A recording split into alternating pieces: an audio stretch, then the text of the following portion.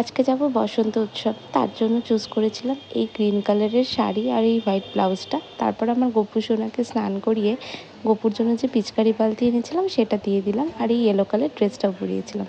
তারপর বড়দের প্রণাম করে আবির দিয়ে রেডি হচ্ছিলাম বসন্ত উৎসবে যাব বলে। আমাদের পাড়ায় আজকে বসন্ত উৎসব হচ্ছে প্রথমবার।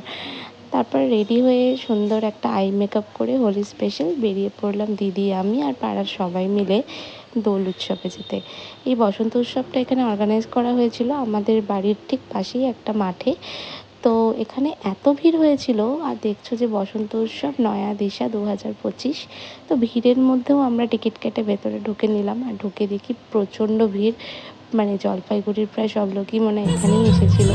তারপর একটু নাচানাচি করে টুকটাক খাওয়া দাওয়া করে আবার বাড়ি এসে গেলাম। আর বাড়ির সামনে ঠিক এরকম পরিস্থিতি ছিল সেদিন।